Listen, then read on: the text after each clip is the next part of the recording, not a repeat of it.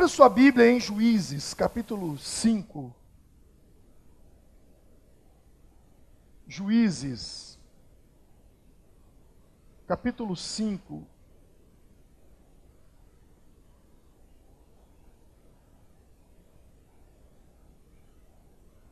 Juízes 5.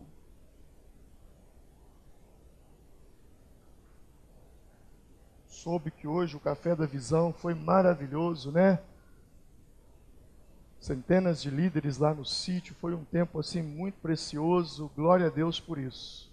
Alinhando a igreja para um grande crescimento, para o avanço do reino de Deus esse ano. Versículo 12. É uma música, é uma canção. Diz assim: desperta, desperta, Débora, desperta e desperta. Entoa um cântico, levanta-te, Baraque, e leva em cativeiro os teus prisioneiros, tu, filho de Abinoão. Então desceu o restante dos nobres e do povo. Desceu o Senhor por mim contra os poderosos. De Efraim desceram os que tinham a sua raiz em Amaleque. Após ti, Benjamim, entre os teus povos. De Maquir desceram os guias, e de Zebulon os que levam o báculo do inspetor de tropas. Também os príncipes de Isacar estavam com Débora, e como Isacar, assim também Baraque. Ao vale precipitaram-se em suas pegadas, junto aos ribeiros de Ruben. Grandes foram as resoluções do coração, porque ficaste entre os currais, a escutar os balidos dos rebanhos. Junto aos ribeiros de Ruben, grandes foram as resoluções do coração. Gileade ficou da banda da além do Jordão. E Dan, porque se deteve com seus navios? Azer se assentou na costa do mar e ficou junto aos seus portos. Zebulon é um povo que se expôs à morte, como também Naftali, nas suas alturas dos campos. Vieram reis e pelejaram. Pelejaram os reis de Canaã em Tanak, junto às águas de Megido. Não tomaram despojo de prata. Desceu os céus, pelejaram as estrelas. Desde as suas órbitas, pelejaram contra Cícera. O ribeiro de Quizon os arrastou, aquele antigo ribeiro, o ribeiro de Quizon. Ó minha alma, calcaste aos pés a força. Então os cascos dos cavalos feriram a terra na fuga precipitada dos seus valentes. Amaldiçoai a Meroz, diz o anjo do Senhor. Amaldiçoai aos seus habitantes, porquanto não vieram em socorro do Senhor. Em socorro do Senhor entre os valentes. Bendita entre todas as mulheres será Jael, mulher de Eber, o queneu. Bendita será entre as mulheres nômades. Água pediu ele, leite lhe deu ela. Em taça de príncipes lhe ofereceu coalhada. A estaca estendeu a mão esquerda, e ao martelo dos trabalhadores a direita, e matou a Cícera, rachando-lhe a cabeça, furou e traspassou-lhe as fontes. Amém. Versículo 23. Amaldiçoai a Meroz, diz o anjo do Senhor. Amaldiçoai aos seus habitantes, porquanto não vieram em socorro do Senhor entre os valentes. Diga comigo: amaldiçoai a Meroz, diz o anjo do Senhor. Amém. Paizinho Santo, quero lhe agradecer, ó Deus, porque hoje pela manhã eu estava muito longe daqui, pregando a Tua palavra, treinando a Tua igreja, preparando a Tua igreja para a maior colheita de todos os tempos no Brasil.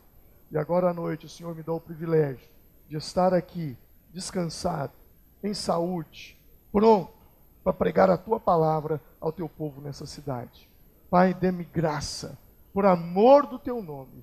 Ajuda-me nessa noite, que a Tua palavra seja como um martelo que esmiuça a penha, que a Tua palavra seja uma espada de dois gumes, ó Deus, saindo dos meus lábios nessa noite, em o nome do Senhor Jesus Cristo. Amém e amém. Glória a Deus.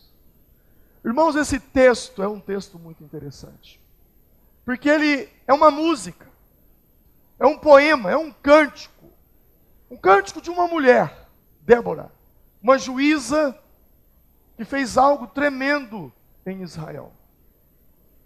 No livro de Juízes, Israel não tinha um rei, e eram os juízes quem julgavam e governavam sobre Israel e direcionavam o povo. E o interessante é que nesse texto há um versículo muito interessante que diz: amaldiçoai a Merós, diz o anjo do Senhor. Eu quero me deter nesse texto. Amaldiçoai a Merós, diz o anjo do Senhor. Esse cântico é um cântico de vitória. Os israelitas não tinham um exército, não tinham uma força de segurança que protegesse a sua nação, o seu país. E os cananeus sempre invadiam os israelitas. Sempre que chegava a época da colheita, ora eram os midianitas, como nós vamos ver mais adiante, quando Gideão, um outro juiz, se levanta, ora os cananeus. Eles invadiam Israel para roubar as colheitas. E foram 20 anos de opressão. 20 anos fazendo isso. 20 anos. O povo plantava, os cananeus invadiam, roubavam a colheita e o povo tinha dificuldade e o povo passava fome. Até que uma mulher, não foi um homem, uma mulher, disse: basta, não dá para ficar mais assim. Essa mulher então reuniu os homens para uma batalha. O nome dela era Débora. Ela reuniu os homens para uma revolta contra os cananeus, que eram liderados por um general chamado Cícera.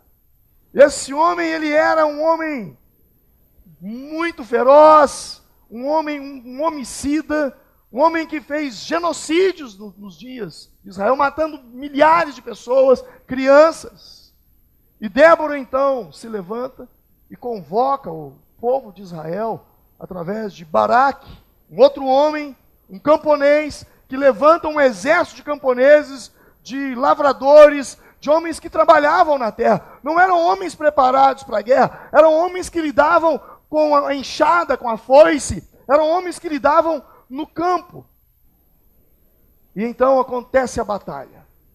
E nesse dia, Deus dá um livramento para Israel e dá uma vitória. E quando os inimigos cananeus fogem, Israel contava muito com a ajuda da cidade de Merós. Porque eles passariam por Merós. E Merós poderia acabar com eles, porque era uma rota de fuga. Só que os moradores de Merós não fizeram nada. Absolutamente nada. E Cícera, para não morrer pelas mãos de uma mulher, para não ser derrotado por uma mulher, ele foge. Mas aquele dia parece que o destino dele já estava entregue nas mãos de uma mulher. E ao fugir de Débora e do exército de camponeses, ele já estava cansado. Ele chega diante de um povo e ali havia uma mulher. E aquela mulher, chamada Jael, esposa de Éber, que estava em paz com os cananeus, ela diz: pode entrar na minha tenda, e você vai se esconder aí. E ele então pediu a ela água. Só que em vez de trazer água, ela levou o leite. Isso está registrado no capítulo 4 de Juízes.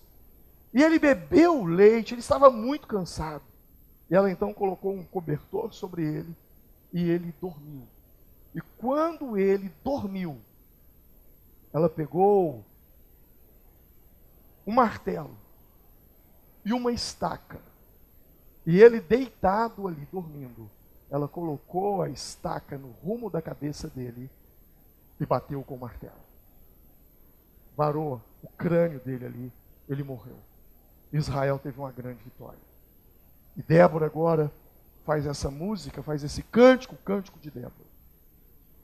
Essa é a história. Mas o que me chama a atenção aqui é o comportamento dos moradores de Meroz. Meroz aparece somente nesse momento na Bíblia. Meroz some da história. Pesquisadores dizem que essa cidade foi completamente varrida do mapa, completamente destruída. E o texto de Débora diz que os anjos, ela ora para que os anjos destruíssem essa cidade. Os arqueólogos não conseguiram achar até hoje nenhum vestígio da existência de Meroz. A única passagem é essa: amaldiçoem a Meroz, os anjos do Senhor, o anjo do Senhor amaldiçoe essa cidade. Meroz foi destruída pelo anjo. Mas interessante é que quando se fala da destruição de cidades, nós nos lembramos de Sodoma, nos lembramos de Gomorra, cidades que adentraram por um caminho tão pecaminoso, tão perverso, tão pervertido, que Deus não teve outra chance, ou Deus não teve outra, outra oportunidade, outro propósito, a não ser destruir aquela opção, a não ser destruir aquelas cidades. Mas agora Meroz também foi destruída, mas foi destruída por um outro motivo. Simplesmente porque eles podiam fazer e não fizeram. Eles poderiam ter se levantado e combatido os cananitas, e eles não o fizeram. Só por isso, essa cidade foi destruída. E isso revela uma coisa. Revela algo que Deus não suporta. Se tem uma coisa que eu percebo nas Escrituras, que Deus não suporta, Deus não suporta neutralidade. Deus não suporta pessoas como Pilatos, que pode tomar uma decisão e ao invés de decidir, lava as mãos. Deus não suporta isso. Em Apocalipse 3 ele fala, ou tu és quente, ou tu és frio, porque morno eu vou vomitar. Deus não suporta situações nas quais nós nos colocamos como mornos, neutros. Deus não suporta momentos da nossa vida em que nós temos que nos posicionar e nós não nos posicionamos. Eu penso que a igreja brasileira está vivendo justamente esse momento no Brasil. Um momento de se posicionar. Como agora, há poucos dias atrás, aconteceu na Bolívia. Quando o presidente lá, introduzindo o comunismo na Bolívia, como está acontecendo agora na Venezuela, que está um caos na Venezuela, como também queriam implantar isso aqui no Brasil. Na Bolívia a igreja se posicionou, a igreja se levantou. Havia proibido o evangelismo nas ruas, nas praças, até proibido os cultos. Mas o que me chamou a atenção é que quem se posicionou na Bolívia, em primeiro lugar, não foi pastores, foi padres. Se posicionaram. Porque eles conhecem, eles sabem como é que é, onde o comunismo entra. Não há liberdade de culto. Se o comunismo entrar nesse país, a igreja amanhã fecha, não pode fazer mais culto aqui. É assim que funciona. Por isso eu não entendo. Crente comunista. Eu não entendo. Eu piro minha cabeça, eu tento. É a mesma coisa de falar assim, 1 mais 1 é igual a 50. A conta não fecha. Não tem como você ser cristão e ser comunista. Não tem jeito. Ou você é um, ou você é outro. Não dá. Mas não é isso que eu quero falar. Eu quero falar justamente sobre essa questão de posicionamento. Meroz não se posicionou. Meroz foi neutra. Deus não suporta pessoas neutras. Pessoas que sabem o que deve ser feito e não faz. Deus não tem problemas com pessoas que erram. Deus não tem problemas quando você tropeça.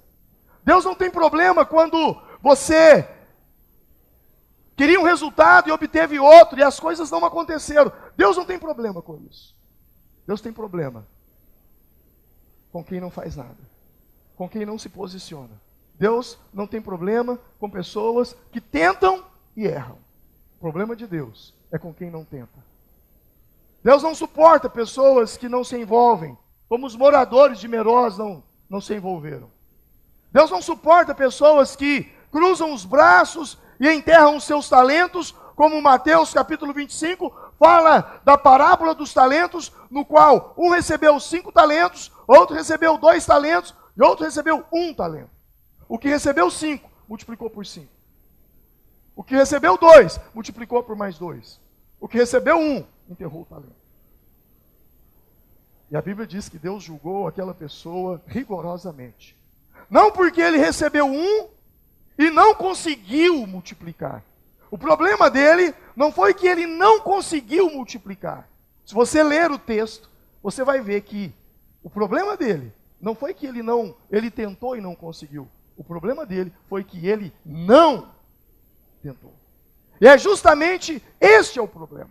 Esse é o problema de Deus conosco. Não é quando você tenta e erra. Não é quando você tenta e não consegue. O problema é quando você não tenta. É quando você não ousa. É quando você já desiste. É quando você é tolo. Por que tolo? Porque os tolos têm respostas. Os sábios fazem perguntas. Diga comigo, o sábio faz pergunta. E o tolo tem resposta. As pessoas tolas, elas têm respostas. Os sábios fazem perguntas. Seja mais claro, eu você. Como assim, pastor, que o sábio faz pergunta e o tolo tem resposta? Você está diante de uma situação complicada, algo difícil a ser feito, é um desafio. E alguém te pergunta, e aí, como é que você vai fazer isso? E você responde, não sei. É difícil. Tolo tem resposta, é difícil. É impossível. Tolo tem resposta, eu não consigo. Eu não dou conta. Não tem jeito. Não dá. Essas são respostas de tolos. Sábios, quando estão diante de uma dificuldade, eles fazem perguntas. E as perguntas são, como eu vou conseguir sair dessa situação? Como eu farei para vencer isso? Que decisão eu preciso tomar? O que eu tenho que deixar? Ou o que eu tenho que fazer para alcançar esse resultado? Quem viveu isso que hoje eu estou vivendo e se desvencilhou dessa situação e eu preciso copiar, modelar, imitar essa pessoa? Entendeu? Tolo dá resposta. Sábio faz pergunta. Quando você encontra numa situação na sua vida em que você não sabe o que fazer, você tem que fazer perguntas. Perguntas. E não dá resposta. Como? É difícil, eu desisto, não dou conta, não consigo, não tem jeito. Faça perguntas e você vai encontrar o caminho. Porque as respostas estão dentro de você. A bem da verdade, as perguntas são as respostas. E você precisa entender isso. Porém, aquele homem, ao pegar um talento, ele deu resposta. Ele não tentou. Ele disse, não, o Senhor é um homem que colhe aonde não planta, então eu não vou fazer nada. Eu não consigo, eu não dou conta, não tem jeito, é impossível. Ele não se movimentou. Enquanto que recebeu 5, se movimentou em direção de mais 5. O que recebeu 2, se movimentou em direção de mais 2. Ele não se movimentou, ele não tentou, ele não saiu do lugar. Deus não tem problema quando você tenta ganhar uma alma para Jesus e aquela pessoa não se converte. Deus tem problema quando você tem que falar e você se cala, você é omisso. Quando nós colocamos esse propósito de minha célula vai batizar 3, nós estamos gerando o quê? Um movimento. Um movimento.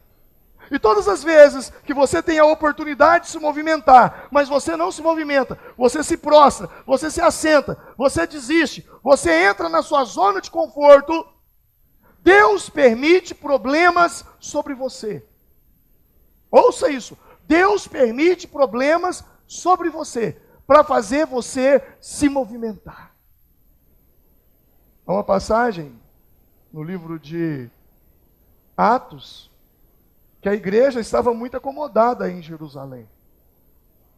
Os discípulos reuniam ali, eu fico imaginando as reuniões de avivamento, como é que não era um culto com Pedro, João, todo mundo, a galera toda de Cristo ali. Aquilo ali era fogo puro, irmão. Só que eles estavam como uma igreja dentro de 4 paredes. Aleluia, como é bom estar aqui e as almas se perdendo lá fora. Deus permitiu uma perseguição e eles fugiram. Foram para Antioquia e de Antioquia eles espalharam o evangelho pela Europa e pela Ásia. Deus permite perseguições na nossa vida para nós nos movimentarmos em direção a Deus. Se você observar, muitos de vocês, os momentos que vocês estiveram mais próximos de Deus, orando mais, jejuando mais, buscando mais, foi quando vocês estavam passando por situações adversas. Situações complicadas, situações difíceis. Isso te leva à oração, isso te leva a buscar, isso te leva a jejuar, isso te movimenta. Deus permite isso para você se movimentar. Ao passo que se você já está em movimento, fica tranquilo. Deus quer que você se movimente. Às vezes Deus permite problemas para nos movimentar. Por isso eu digo, nunca ignore os problemas. Quando você vai a uma loja e você quer presentear alguém, e você vai presentear com uma calça, uma blusa, uma joia, não sei. Quando você compra, a pessoa que está do outro lado do balcão, o balconista ali, ela te faz uma pergunta. É para você, ou é para alguém, você quer que embrulhe em um papel de presente? Alguém já te fez essa pergunta alguma vez na vida? Você quer que embrulhe em um papel de presente? E aí você diz, sim, eu quero. E eles então vão ali, pegam um papel legal, né? Um papel bonito, todo colorido. Eu não sei como é que chama aquele tipo de papel. Nome, não sei. É uma coisa diferente do papel comum. Mas é papel de presente. Acho que todo mundo sabe. E aí eles embrulham o presente. E quando você chega para aquela pessoa, quem você quer presentear, você diz, olha, trouxe um presente para você. E a pessoa então desembrulha o presente, muito obrigado. Não muito diferente disso, Deus faz a mesma coisa conosco. Quando Deus quer nos presentear, Deus embrulha também nas suas embalagens de presente. Só que o papel de presente de Deus não é parecido com o nosso. O nosso papel é papel. A embalagem que Deus usa para nos presentear, muitas vezes, a embalagem que Deus usa é uma embalagem chamada problema. Quantas vezes você recebeu um problema e ao desembrulhar o problema, você encontrou um presente? Só que pessoas, muitas vezes, elas ignoram a embalagem. Quando vê a embalagem escrita problema, você já pega aqui e fala, eu não quero resolver isso. Eu não quero. E você simplesmente ignora, joga num canto, ou faz de conta que não tem nenhum problema, e a coisa está ali. Entenda isso. Problemas são embalagens que Deus usa para nos presentear. E quem tem coragem de desembrulhar é presenteado. Amém? Então aprenda que as embalagens de Deus nem sempre são bonitinhas, lindas. Quando você diz, Deus me abençoe, Deus me dá uma bênção, Deus faz algo por mim, Senhor, eu preciso tanto disso. Daí a pouco vem um problema. Aí você fala assim, puta, a minha vida estava difícil. Aí eu comecei a orar pedindo uma solução, piorou. Eu acho que eu estou falando com você, não estou? Piorou. Não é que piorou. É o presente que Deus está te dando. Desembrulha. Deus deu um presente para Israel. Deus deu um presente para Saul, rei de Israel. E o presente se chamava, um problema se chamava Golias. E ninguém tinha coragem de desembrulhar aquele presente. Era um gigante. Um homem enorme. E ele desafiou os exércitos de Israel o tempo todo. Ninguém tinha coragem. Davi chega ali e pergunta, e aí, como é que é? Quem vai lutar contra ele? Não tem ninguém. Ninguém tem coragem. Davi diz, eu quero desembrulhar esse embrulho aí. Eu vou lutar contra esse homem. E ele desembrulhou aquele problema. E com recompensa, ele foi colocado no trono de Israel. Ao passo que Saul, a quem era a responsabilidade de desembrulhar o problema chamado Golias, fugiu da sua responsabilidade, o seu presente foi transferido para outro. Toda vez que você fugir de uma responsabilidade, alguém assume o seu papel e leva a bênção que era sua, no seu trabalho, lá no seu emprego, na sua escola, na sua casa, aonde você vive. Entenda isso. Os nossos problemas nos promovem. Deixa eu tentar mudar a sua crença em relação ao problema. Problema é uma coisa ruim. Problema é algo complicado. Problema é algo difícil. Problema... Eu não quero problema. Só que problema te promove. Se você trabalha, se você tem uma profissão, você só tem sucesso na sua profissão se você tiver muito problema. Dentistas resolvem problemas nas nossas bocas. Médicos resolvem problemas na nossa saúde. Advogados resolvem os nossos problemas jurídicos. Pedreiros resolvem os nossos problemas de construção. Comerciantes resolvem os nossos problemas suprindo as necessidades. Aonde eu quero chegar? Eu quero chegar no ponto que são os seus problemas quem te promovem. Quanto mais problema você tem, mais promoção você vai ter. Você entende isso? Se não existisse problema, você estava desempregado.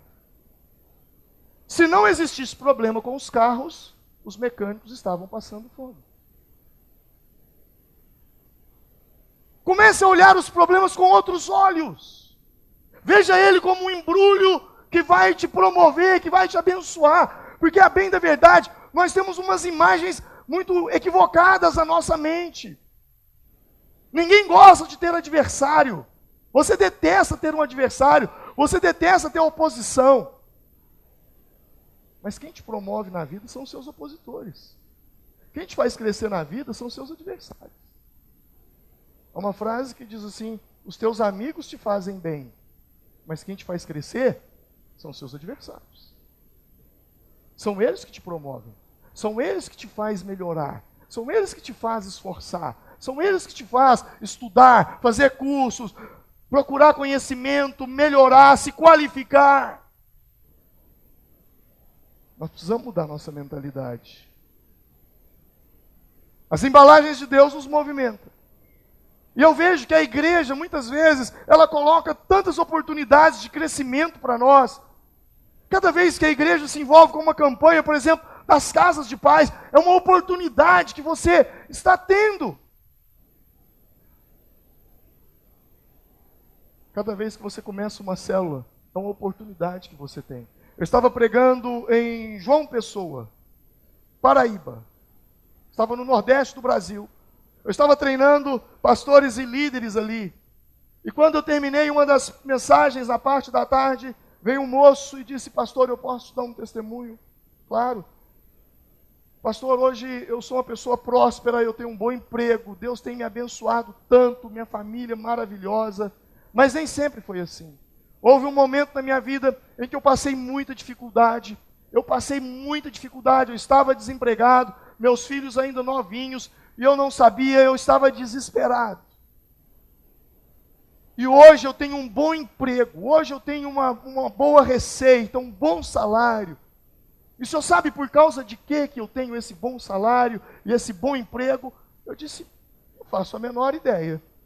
Ele disse: por causa da célula. Aí eu falei: legal, me conte mais sobre isso. Eu me lembro que eu estava próximo do altar da igreja, assim, eu me sentei e falei: me conte sobre isso. E aí ele começou a me contar.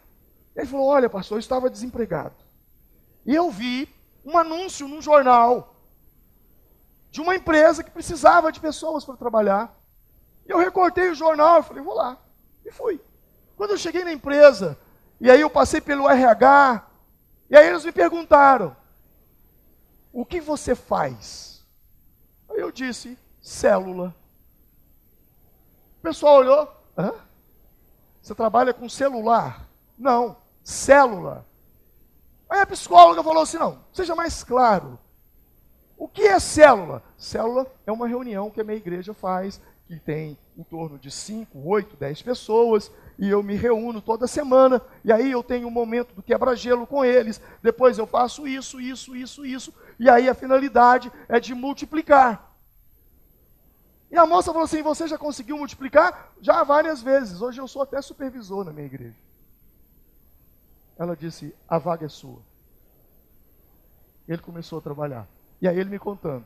Aí comecei uma empresa de vendas. E imediatamente eles me colocaram num setor onde havia vendedores que eu ia gerenciá-los. Sabe como é que eram as minhas reuniões? No formato da célula. Que eu aprendi na igreja, eu fazia. Quebra-gelo, lanche. Davam a palavra, trazia as metas, colocava lá. E depois eu fazia uma oração e lia um versículo bíblico com eles. Sabe o que aconteceu? Os meus vendedores, a minha equipe, começou a se despontar e crescer. Mas assim, nós batíamos os outros em venda, mas era muito, não era pouco, não era muito. E dali, então, eu fui promovido. Hoje eu estou na diretoria da empresa, por causa da célula. Quando nós te treinamos no reino de Deus, nós estamos te colocando à frente de qualquer pessoa lá fora. As palavras que você ouve do altar dessa igreja, se você vivê-las e colocá-las em prática, te põe à frente de qualquer um lá fora. Que nesse momento agora está tomando uma cerveja, assistindo Fantástico ou vendo futebol. E você está recebendo direcionamento. Poucas pessoas nesse momento agora recebeu uma palavra dizendo, olha, os teus adversários te fazem bem. Poucas pessoas receberam uma palavra agora dizendo, você precisa ver os problemas com outros olhos. Poucas pessoas receberam uma palavra nesse momento dizendo, olha, os tolos dão respostas, os sábios fazem perguntas. Você está vendo a quantidade de princípios de vida que se você colocar na sua vida lá fora, você dispara na frente deles. Sem contar uma coisa, você tem a mente de Cristo. Você tem a unção do Espírito sobre você. Você é diferenciado, meu irmão. Qualquer lugar que você entrar, põe na sua cabeça, eu sou diferenciado. A unção de Deus faz toda a diferença na minha vida. Se eles estão numa situação difícil, eles não sabem o que fazer. Você sabe, dobra o seu joelho, busca o Senhor. Você tem resposta, você tem direcionamento.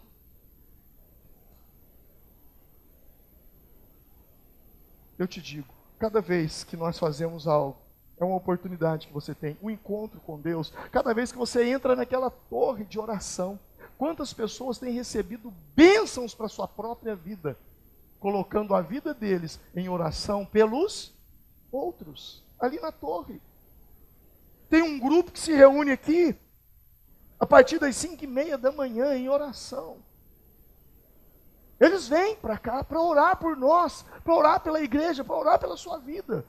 E eles estão sendo extremamente abençoados com isso. Porque o reino de Deus é assim. Com a medida em que medir, serás medido. Se eu oro para que você seja abençoado, eu também estou sendo. É um bumerangue, vai e volta. Mas caminhemos um pouco dentro da palavra. Você precisa estar em movimento. Por isso a igreja faz esse monte de coisa. Nós não somos uma igreja dentro de 4 paredes. Nós somos uma igreja sem paredes. Você não tem noção, mas durante a semana as nossas células reúnem mais de 3.000 pessoas. Em vários lugares, a igreja está acontecendo. As paredes da nossa igreja são os trevos da cidade. Aliás, mentira, não é, porque já passamos os trevos. Estamos em movimento e você precisa se movimentar conosco. Você não pode ficar parado. Você tem talentos, você tem dons. Deus te deu habilidades. Pastor, eu não sei aí pregar no altar. Eu não estou falando disso, é uma habilidade que Deus me deu. Mas Deus te deu a habilidade de compartilhar com 1, 2 pessoas lá fora. E é com 1 e 2 que nós juntamos essa multidão que está aqui hoje. Deus disse para o profeta Jeremias, capítulo 18, desce na casa do oleiro. E ele viu um homem fazendo um vaso de barro. E o interessante é que, para se fazer um vaso de barro, o barro precisa estar o tempo todo em movimento, senão ele endurece. Você precisa estar o tempo todo em movimento, senão você vira pedra. Seu coração fica um coração de pedra. Observe as pessoas que estão frias na fé. Observe as pessoas que seus corações esfriaram. É gente que não se envolve. É gente que vem na igreja evangélica, igual alguns católicos vão à missa no domingo. Quando o pastor dá a bênção apostólica, ele sai ali fora e fala assim: graças a Deus, cumpri com a minha obrigação. Acabou. Aí ele é crente no outro domingo. Mas não é assim. O evangelho é para ser vivido o tempo todo. É no seu trabalho, você pregando, você evangelizando, você dando um testemunho, você contando aquilo que Deus fez. Olha só quantas coisas você já aprendeu aqui hoje, que você pode compartilhar amanhã lá no seu local de trabalho. Você pode falar de Meroz para eles. Sabe, cada mensagem que você ouve no domingo é para ser retransmitida, é para ser repassada. Não podemos ser como caixa d'águas, não. Reservatórios, não somos reservatórios. Somos canais onde o poder e a palavra de Deus passa dentro de nós para alcançar os outros. Se o barro não estiver em movimento, ele vira pedra. Na adversidade, Deus nos movimenta. Eu estava lendo a Bíblia sobre Moisés. Na adversidade, quando Faraó resolveu matar as crianças, a mãe de Moisés o colocou em movimento. Na onde? Dentro de um cesto, para ele não morrer, e o colocou nas águas do rio Nilo. E lá embaixo, quem estava se banhando nas águas? A filha de Faraó, que acha aquele bebezinho e o leva para dentro do palácio. Ele estava em movimento. Quem está em movimento encontra Deus. Davi lutou contra Golias quando ele se movimentou. Quando ele foi levar comida para os seus irmãos que estavam no fronte, quando ele foi levar queijo para os irmãos. Jesus, quando perseguido por Faraó, Maria, a Virgem Maria e José, levaram Jesus para o deserto. Domingo passado eu preguei sobre Ruth. Porque Ruth foi próspera no seu final de vida. Porque ela se movimentou com sua sogra, Noemi. Teu Deus será o meu Deus, teu povo será o meu povo. Para onde tu fores, eu irei contigo. Movimento, movimento. O mundo se fala muito em vida sedentária. O tempo todo nós somos bombardeados com mensagens que vêm da medicina, que vêm para nos alertar que nós não podemos viver no sedentarismo. E eu te digo, o que se aplica ao nosso corpo, se aplica à nossa alma. Você não pode ter uma alma sedentária, um espírito sedentário, não. Porque senão você fica aqui comendo palavra de Deus, engordando, engordando, engordando. E depois isso te dá doença espiritual. Meroz não se movimentou em favor da obra de Deus. Pecaram. Pecaram porque Tiago, capítulo 4, versículo 17, vai dizer o seguinte: aquele que sabe fazer o bem e não faz, comete pecado. Nós nos movimentamos quando nós nos colocamos em intercessão pelas pessoas, como Abraão se colocou em intercessão por Ló, por Sodoma. Nos movimentamos quando nós procuramos o homem da paz, quando nós chegamos para alguém e falamos assim: olha, eu posso fazer uma casa de paz na sua casa. O que é casa de paz? Eu quero fazer uma oração lá. Serão 5 semanas. 5 quarta-feira, ou 5 quinta-feira, ou 5 sextas-feiras, ou terça-feira, ou segunda, não sei. 5 sábados, domingos de dia. Vou lá. Eu quero ir lá levar a paz para vocês. E a Bíblia promete, é uma promessa de Deus, que quando você sai para levar a paz, Deus te capacita para isso. E se aquelas pessoas não receberem a paz, sabe o que acontece? A paz vem para a sua casa. Tudo aquilo que você desejou de bem para eles, que eles não quiseram, vai acontecer dentro da sua casa. Deus vai te abençoar. Por isso eu te digo que, se você não se movimenta, você vai ter problema. Atos 1:8, quando o poder de Deus vem sobre nós, através do Espírito Santo, recebereis poder ao descer sobre vós o Espírito Santo, e ser-me-eis o quê? Minhas testemunhas. Ou seja, você vai se colocar em movimento. Hoje, quando eu preparava essa mensagem, foi muito engraçado. Engraçado para não falar que foi dramático. E justamente esse ponto, porque eu estava reprisando, estava revendo essa mensagem, que eu passei para todos os pastores pregar em nossas igrejas hoje, e eu estava saindo de Campinas, e o céu de Campinas estava escuro, com trovões e relâmpagos e chuva muito forte. E eu pensei, esse avião não vai decolar. Eu já estou muito acostumado com isso. E de repente, quando a gente entra naquela nuvem, vê uma turbulência que já há muito tempo que eu não passava por uma turbulência tão grande. Eu estava preparando a mensagem, eu estava relendo a mensagem, e a ponto do meu tablet cair da minha mão, e tudo caindo, e aquela coisa louca, e o povo gritando, uns rezando. E eu estava justamente nesse ponto da mensagem que eu vou falar aqui agora. Que falta você faria no reino de Deus hoje, se o inimigo viesse tirar sua vida? O que você está fazendo para o reino de Deus? Que falta você faria? Eu falei, Senhor, é isso aqui, ó. A minha oração foi essa aqui, ó, essa frase. Que falta você faria no reino de Deus hoje, se o inimigo viesse tirar sua vida?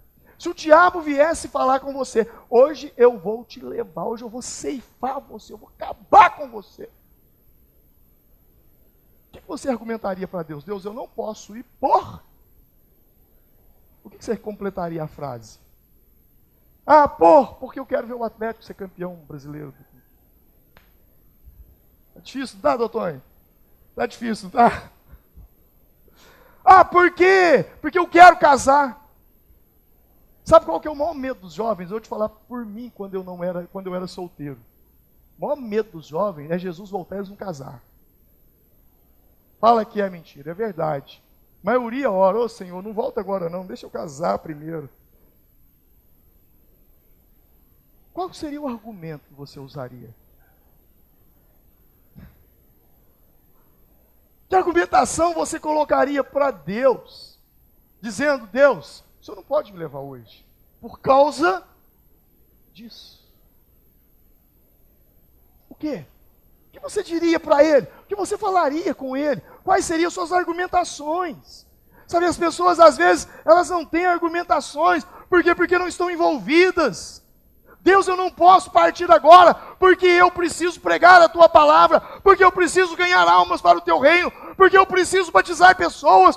Pai, eu preciso implantar o Teu reino na terra, eu preciso desfazer as obras de Satanás nessa terra. Se você é esse tipo de gente, vida longa ao Rei, você vai viver muito, porque Deus tem obra com você, porque você é útil no reino dele. E o interessante é que no reino de Deus, você não precisa ser. A única coisa que você precisa é dizer assim, Senhor, eis-me aqui, usa-me a mim. Eu vou dizer uma coisa para vocês, Deus responde muitas orações, mas a oração que eu vejo Deus responder de forma mais rápida é quando você ora assim, Deus, coloca alguém no meu caminho para eu pregar para essa pessoa. É assim, ó. Essa oração é fração de segundo, ela é respondida. Aparece alguém do nada. E que você precisa compartilhar a palavra. Movimento espiritual. Quando eu me movo, Deus se move. Diga comigo, quando eu me movo, Deus se move. Eu tenho aprendido ao longo desses anos que Deus não age, Deus reage. Quem age é você. Você age, Deus reage. Você age, Deus reage. Você age, Deus reage. Não fique esperando uma ação de Deus, porque da parte de Deus não virá ação. Da parte de Deus virá reação. A ação é sua. Eu gosto muito de uma frase de Einstein. Nada acontece até que algo se mova. Eu gosto dessa frase dele. Nada acontece até que algo se mova. Talvez você está se perguntando, por que isso não acontece comigo? Por que aquilo outro acontece na minha vida? Por que aquilo não acontece comigo? A resposta de Einstein se encaixa aí. Está esperando da sua parte um movimento. Um movimento. Se mova em direção a algo que é maior que você, e você vai encontrar Deus, porque é lá que Ele está. Nos desafios que são maiores que você. Nada deixa o céu em sua direção, sem que antes algo deixe a terra. Jesus diz, seja feita a tua vontade, assim na onde? Na terra, como na onde? No céu. Primeiro na terra, depois no céu. Jesus disse, se eu não for para o Pai, o Espírito Santo não virá. Primeiro Jesus se movimenta em direção ao céu, e o céu se movimenta dando o Espírito Santo. Jesus disse, o que dois ligar na terra, será ligado na onde? No céu. Está observando? O céu só reage, o céu só responde, no céu só há reação. As ações são feitas aqui. Suas atitudes movimentam o céu.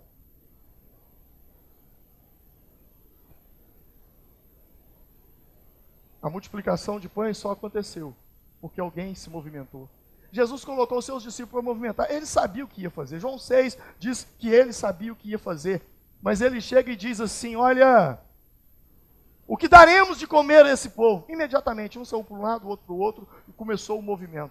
Um chegou e disse, Senhor, arrumei 200 denários. O outro, Senhor, encontrei uma criança que tinha um lanche, 5 pães e 2 peixinhos.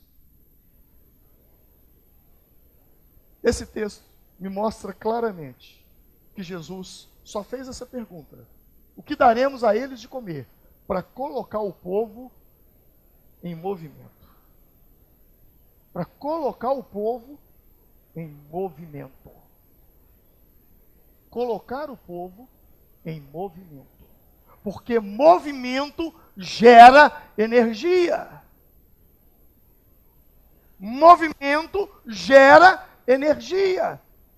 E o Espírito de Deus se movia sobre a face das águas. Movimento gera energia. Quando você se movimenta, você gera energia. Se movimente no Espírito. Adore a Deus. Ore ao Senhor. Jejue. Leia a Bíblia. Procure buscar, obedecer a palavra de Deus. Você está se movimentando e Deus vai reagir ao seu movimento. As coisas vão acontecer com você. Amém? A vida de Jesus foi um intenso movimento. Ele nasceu em Belém, foi escondido no Egito, cresceu em Nazaré, percorreu a Judéia, pregou na Galileia, foi morto em Jerusalém e subiu aos céus. Aleluia. Oh. Os discípulos, eles viram muitos milagres através de Jesus. Mas eles viram milagres através deles, quando eles se movimentaram. Marcos, capítulo de número 16, verso 15, diz, ide por todo mundo, pregai o evangelho a toda criatura, quem crer e for batizado será salvo, quem não crer será condenado, estes sinais seguirão os que crerem, em meu nome expelirão demônios, falarão novas línguas, pegarão em serpentes, beberão alguma coisa mortífera, não lhes fará dano algum, imporão as mãos sobre os enfermos e os ficarão curados. Tendo eles partido, se movimentaram, cooperou com eles o Senhor, e os sinais seguiam a palavra. Se movimente. E Deus vai se movimentar com você. Com você. Com você.